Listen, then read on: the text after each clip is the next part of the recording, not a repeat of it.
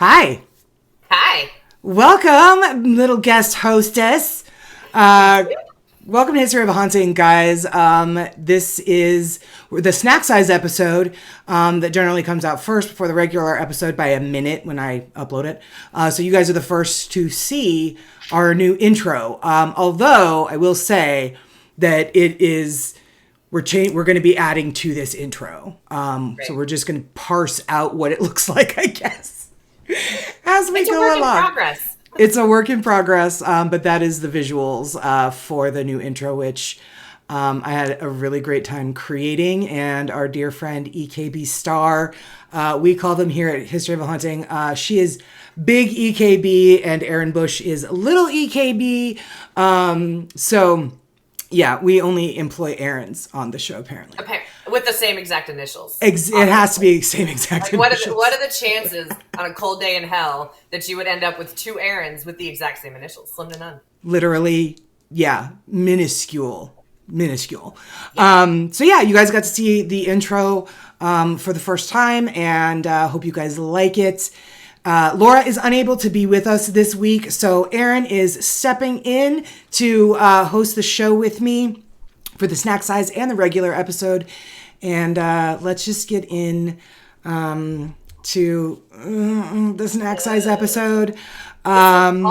This one is awful, but to be fair, we decided for the month of October, because it is spooky season, that we were going to tell the creepiest and most fucked up awful stories. Nailed it. Yeah, this one. Yeah. So Laura did Elizabeth Bathory last week. I've got this guy. I don't know what she's doing next week, and I'm not sure what I'm going to do to bring it on home. But yeah, so we're keeping with that horrible theme. And guys, this week I'm going to talk to you about Anatoly Moskvin. My sources for this snack size are allthat'sinteresting.com and the newyorkpost.com. So,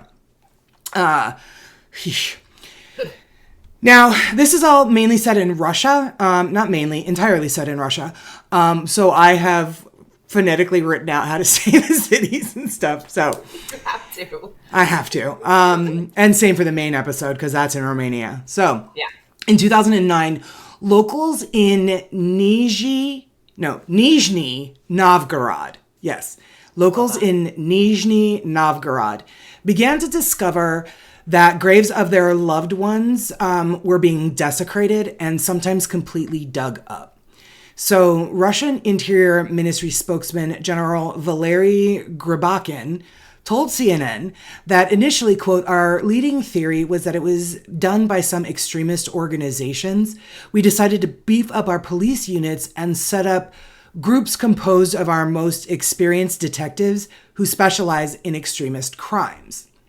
But for nearly 2 years, the Interior Ministry's leads really went nowhere. And the graves continued to be desecrated, and nobody knew why. Nobody could figure out what the hell was going on. So then there was a break in the investigation that came following a terrorist attack at Domodedovo Airport in Moscow in 2011. So remember, the story started in 2009. Then there was a terrorist attack at the airport in Moscow in 2011. And shortly after that, authorities heard reports of Muslim graves being desecrated in Nizhny Novgorod.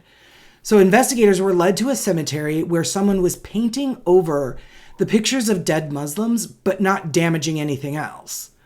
So this is when they finally caught Anatoly Moskvin.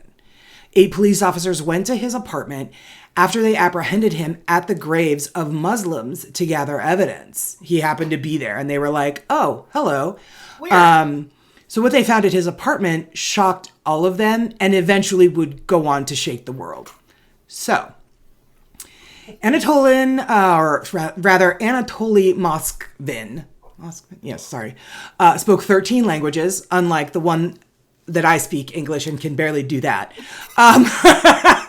The struggle is real. It's so real. Good Lord. I don't know how people can speak 13 languages. Anyway, this guy did.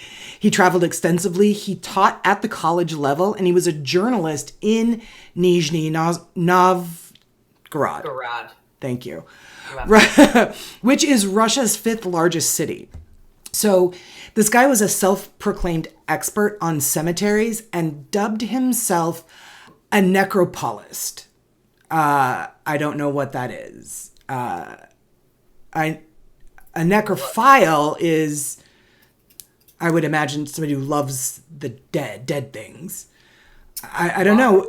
Necropolist, P-O-L-Y-S-T. So while she looks that up, one colleague actually called his work priceless. So he was known as the ultimate expert on cemeteries in his city of Nizhny Novgorod in Russia. He attributes his obsession with the macabre to a 1979 incident when the historian was 13 years old. He shared this story in Necrologies, which I guess is a weekly publication that is dedicated to cemeteries and obituaries. And apparently he was an avid contributor to this weekly magazine or whatever. Did you find what a necropoly? Yeah. All it says is expert on cemeteries. Okay, well, then there you go. We all learn new words here on the show. We do. We know several of them, in fact. Thank God. So in his last article for the publication, which was dated October 26, 2011, Moskvin divulged how a group of black men in suits stopped him on the way home from school. They were en route to the funeral of an 11-year-old girl named Natasha Petrova, and they dragged him along to her coffin where they forced him to kiss the girl's corpse. Okay. Buckle up. It's just getting worse. This is just walking in the front door, guys. It's kind of sad that I'm sober and all I have is mushroom coffee for this story. I mean, listen. Yeah, I know where this goes and it's nowhere good. So, Okay. So Anatoly would write, "I kissed her once, then again, and then again." The girl's grieving mother then put a wedding ring on Anatoly's finger and a wedding ring on her dead daughter's finger. So he goes on to say, quote, "My strange marriage with Natasha Petrova was useful." Strange indeed. So he said that it led to a belief in magic and ultimately a fascination with the dead.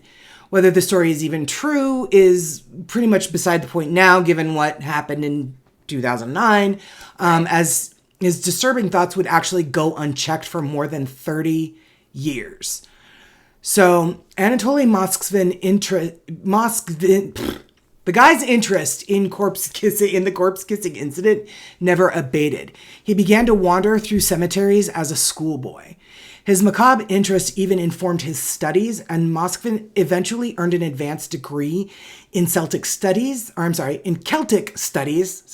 Ireland, a culture whose mythology often blurs the lines between life and death. The historian also mastered some, like I said, 13 languages and was a many times published scholar. So, meanwhile, during all of this, he roamed from cemetery to cemetery. "I don't think anyone in the city knows them better than I do," he said of his extensive knowledge of the region's dead. From 2005 to 2007, he claimed to have visited 752 cemeteries in Nizhny Novgorod. So he would go on and he would take detailed notes on each one, and he delved into the histories of those people that were buried there. The hands-on historian claimed to have walked up to 20 miles per day, sometimes sleeping on hay bales and drinking rainwater from puddles.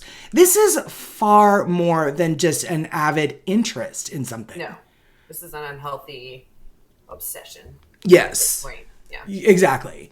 So he posted a documentary series of his travels and discoveries that he titled Great Walks Around Cemeteries and What the Dead Said.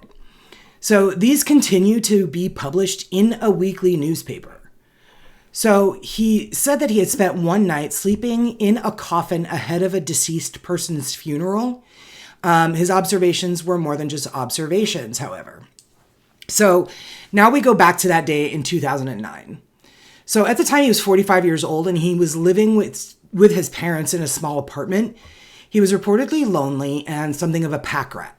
Inside, authorities found life-size doll-like figures throughout the apartment. The figures resembled... See, I can't even speak the one language. The figures resembled antique dolls.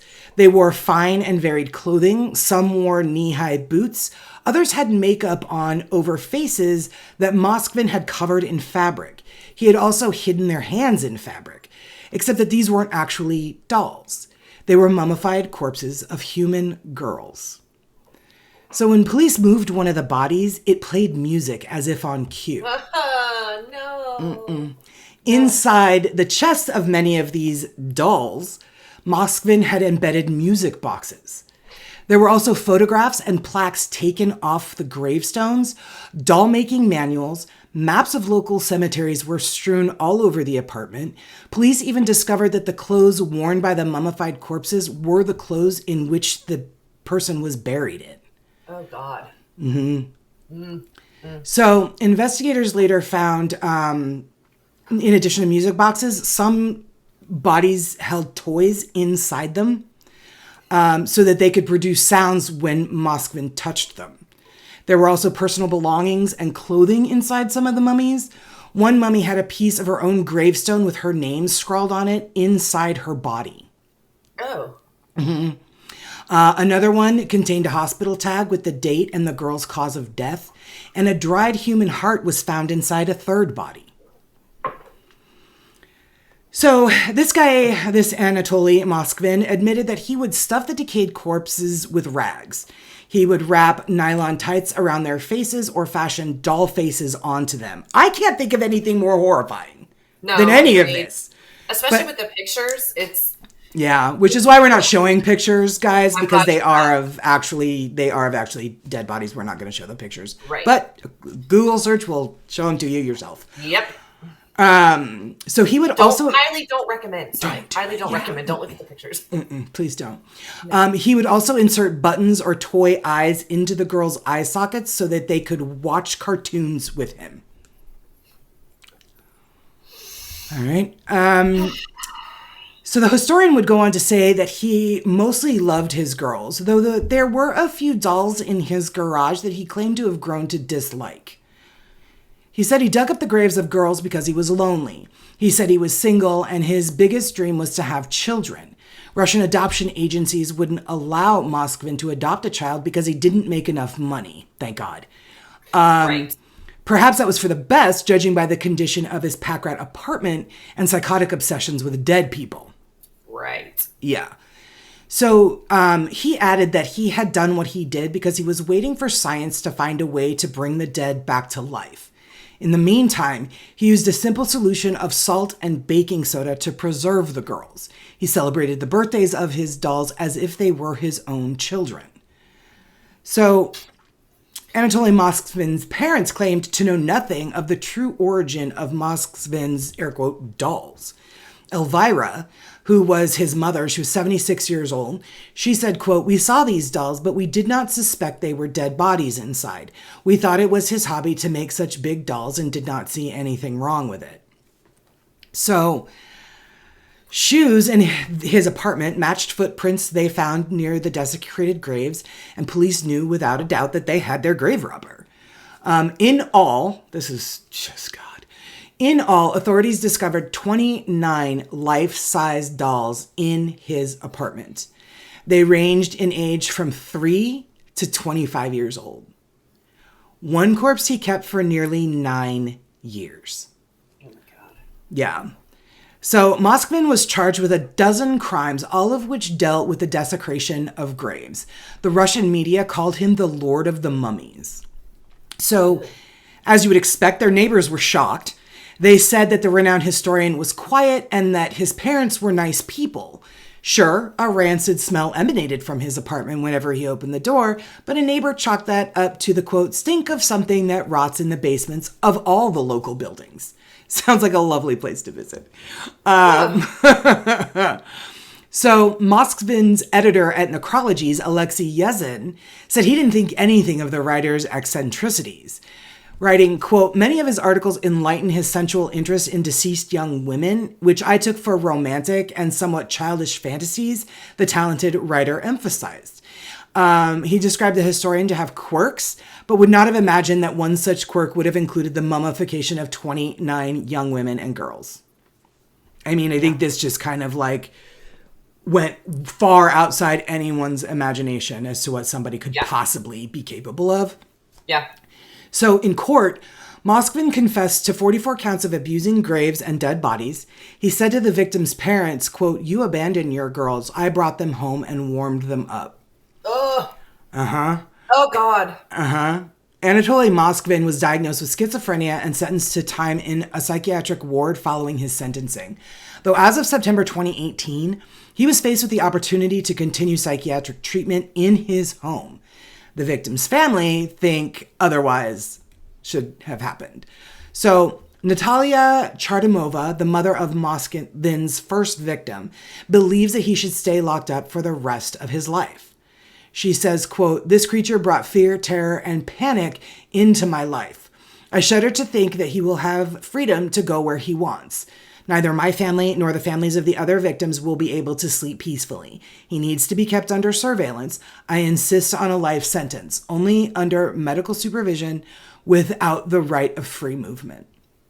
So local prosecutors agree with her assessment, even though psychiatrists say that Moskvin, who is now in his early 50s, is improving. Okay. Since his prosecution, several of Moskvin's colleagues quit their collaboration with him.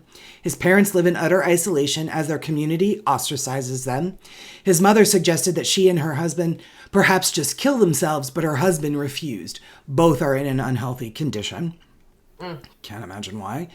Anatoly Moskvin allegedly told the authorities not to bother reburying the girls too deeply, as he will simply unbury them when he is released. He has refused to apologize to the parents during a hearing in which he sought to be released from a psychiatric hospital to care for his elderly mother and live with a new girlfriend. Oh, good. Uh-huh. These girls are girls. Yeah. There are no parents in my view. I don't know any of them. Besides, they buried their daughters, and this is where I believe their rights over them finished. So no, I would not apologize, he said. Yep. So Moskvin, who worked as a translator for the Red Army intelligence during the Soviet era, wrote several history books and now has said that he wants to teach English to school children. Oh, good. Yeah, fuck off. Right. So the mother of the girl that his longest victims, yeah, seriously, Right. not enough stage for this shit. So the mother of the girl, the one that he had the longest, the one that he had for 9 years, she said, "I still find it hard to grasp the scale of his sickening work, but for 9 years he was living with my mummified daughter in his bedroom. I had her for 10 years. He had her for 9. And that is the disgusting story of Anatoly Moskvin. So that's that, guys. Happy Monday. Yeah, that's pretty Foul. That's pretty intense. Yeah, it's pretty intense.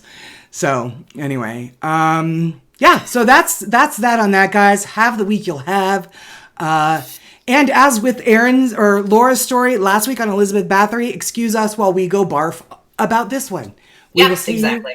We'll see you next week. And Laura's up, and I'm a little afraid of what she's going to choose because, yeah, you know, she finds some crazy shit. So she does find finds crazy shit. Every time I get to design something, I'm like, oh, what rabbit hole are we diving down today? Right. This is one of those where there's just like, there's nothing you can say. No, there's nothing you can say. There's no discussion to be had. I mean, it's just foul and disgusting, and that's the end of the story. That's that. Yeah. So anyway, all right, we are going to go, and we will, yes, like I said, see you next week with Laura's super creepy, scary snack size episode. Bye, guys.